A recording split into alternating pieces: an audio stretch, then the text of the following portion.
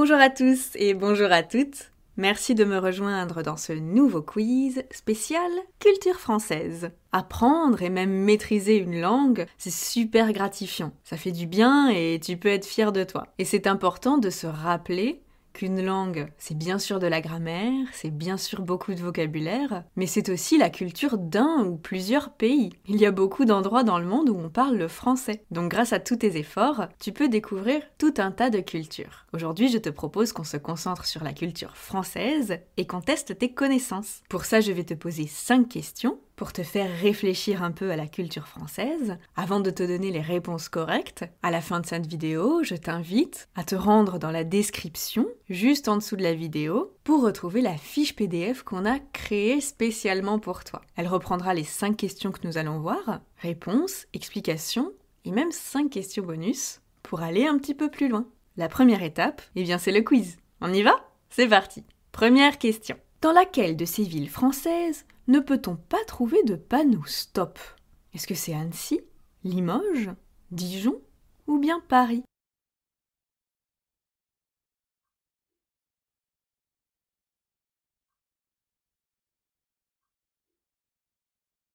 La bonne réponse ici, c'est la réponse D. Alors ça peut paraître surprenant pour la plus grande ville du pays, mais c'est pourtant vrai. Jusqu'en 2016, il n'y avait qu'un seul et unique panneau stop, et il a été retiré. La circulation parisienne, elle est régulée par d'autres systèmes, comme les feux tricolores ou le principe de priorité à droite. Parfois, les autorités parlent de réintégrer des panneaux stop dans la ville.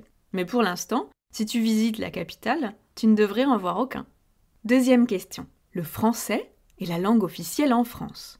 Mais depuis quand ? Est-ce que c'est 1208, 1433, 1539 ou 1789 ?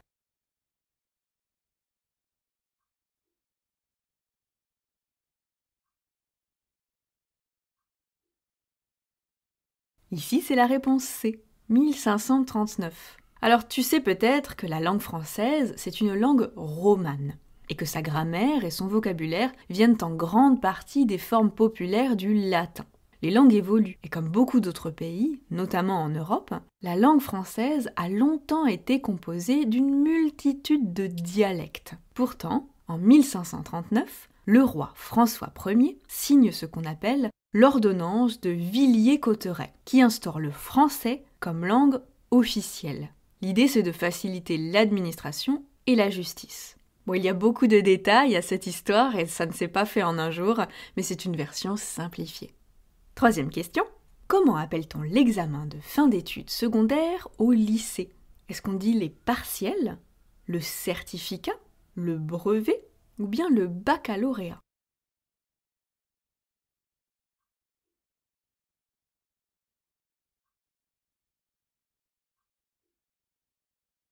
L'examen de fin d'études secondaires au lycée s'appelle le baccalauréat. Tu entendras certainement les Français dire le bac. On raccourcit souvent. Il a été créé en 1808. Il s'agit d'un diplôme que les lycéens se préparent à obtenir à la fin de leur dernière année d'études. Les deux particularités du bac sont qu'il marque la fin des études secondaires et qu'il donne l'accès à l'enseignement supérieur. Quatrième question. Dans quelle région produit-on le champagne ? Est-ce que c'est en Champagne, Bourgogne, Aquitaine ou bien dans toutes ces régions ?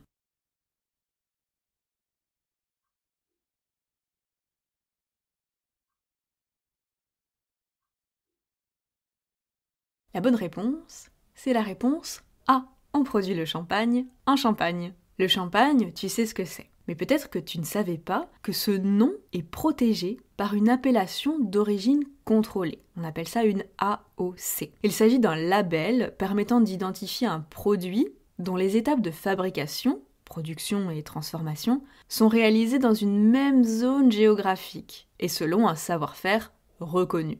Donc si on produit un vin effervescent similaire dans une autre région, on l'appellera autrement. Du mousseux par exemple. Boire du mousseux et appeler ça du champagne, c'est très courant. Mais techniquement, ce n'est pas exactement correct. Cinquième question. Napoléon Bonaparte est un homme d'État majeur dans l'histoire de la France. Mais où est-il né ? À Paris ? Sur l'île de Sainte-Hélène ? À Ajaccio ? Ou à Marseille ?